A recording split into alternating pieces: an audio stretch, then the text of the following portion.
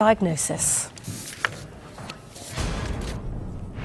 Thanks very much, Paula. Now just over 50 days until the general election, and it still looks like neither Labour nor the Conservatives will have enough seats to hold a majority. So it will be down to one or more of the smaller parties to help decide who forms the government. The Liberal Democrats look set to lose many of their seats, possibly around 50%, according to some polls.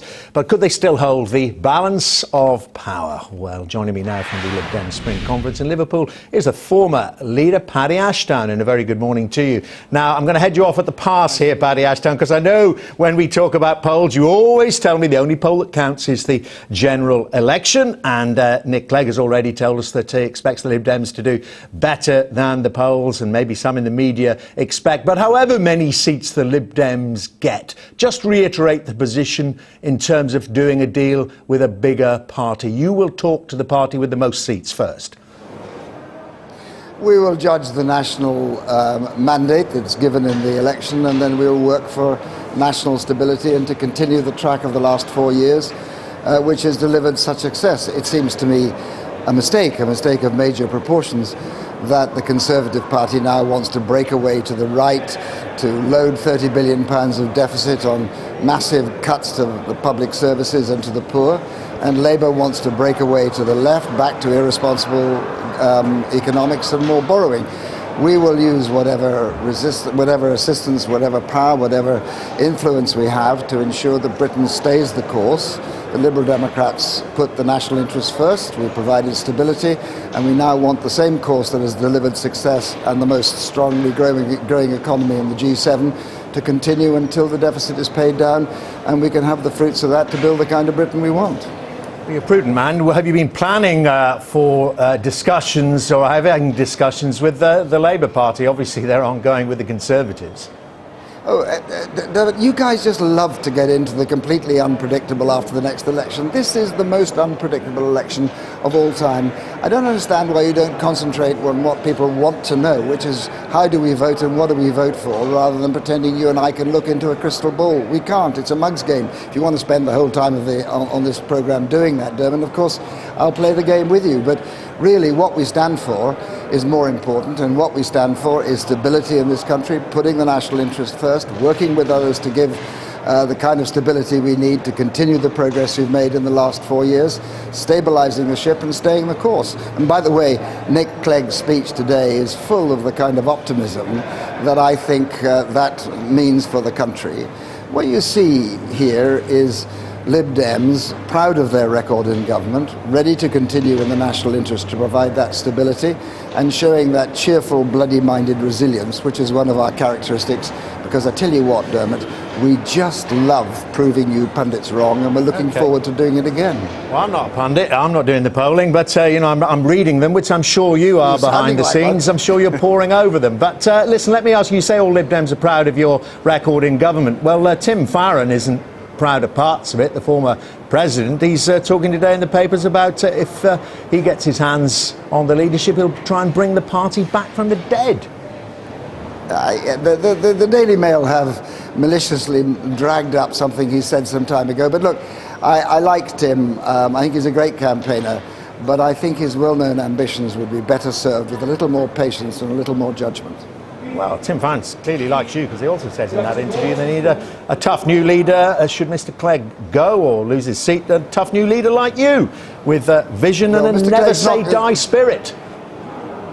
Well, I think that calling me an aide in pursuit of an interview which was at very best untimely and unwise is not very timely and not very wise. But let's get back to the central proposition. Nick Clegg's not going to lose his seat. He's not going to stand down.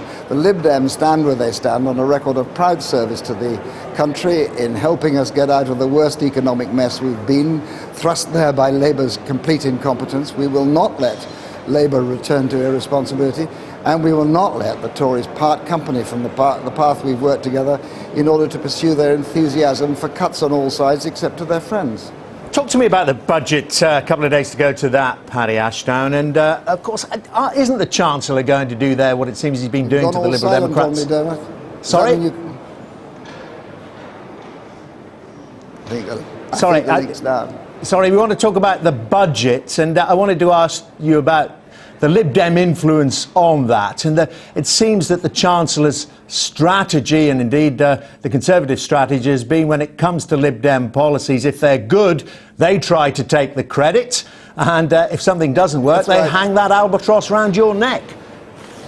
Well, there ain't much that hasn't worked, I have to say, Dermot, because about 60% of what this government's done is straight out of the last Liberal Democrat manifesto, and I think about 50% of the budget that's about to be announced, if I get it right, and I'm only predicting for the future, will be straight out of the Lib Dem manifesto as well. So, you know, there is nothing so good as somebody who claims somebody else's victories for their own. We've always believed that imitation is the best form of flattery. I think most people in this country know that when it comes to making sure that we work for a strong economy and a fair society, the Lib Dems have got a record that I think we should be very proud of. And I suppose one of the issues that we're expecting to hear about in the budget is this extra money for mental health spending. Yeah, that has been an enthusiasm, a determination of Nick Clegg's personally, and you'll see, I think, more on that. And I'm very proud that we are saying that those who suffer from problems of mental health in this country will have absolute parity with those who suffer from physical illnesses, and we'll provide the kind of resources to make that a reality. Labour completely failed to provide that parity between those suffering from mental health problems and physical health. We're going to put that right. We're very proud of that. It's a classic Liberal Democrat policy and a really deep Nick Clegg enthusiasm. So it's just another example of how, when it comes to doing the things that must be done to preserve economic stability and success, whilst at the same time creating a fair society, the only people who will deliver that are the Lib Dems. Yeah, we're also hearing that one of the biggest rows in government has taken place over this issue of free speech in universities, getting radical preachers and speakers there, getting universities to make sure that they don't say anything too extreme or aren't even allowed to speak there. We're hearing that Nick Clegg managed to get that vetoed. Look, the truth is that the preservation of our free speech is absolutely fundamental to a civilized modern society. Of course, there has to be constraints on what people should do. The constraint is established as if you make statements which are inciting people to either hatred or violence, then that is a criminal act. I think that's sufficient to be able to preserve both free speech on the one hand and the proper protections against terrorists and those who propose terrorist acts on the other. Lastly, Paddy Ashdown, I just wanted to ask you your thoughts about former leader, of course, Charles Kennedy. It seemed evident on Thursday night that he's still battling his demons. You must really feel for him. Again.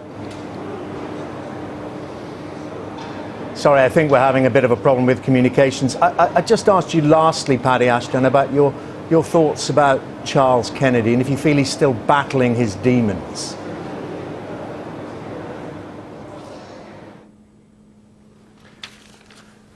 Well, afraid to break down in communications there just at the very end. Paddy Ashdown, former leader there from the Lib Dems Spring Conference.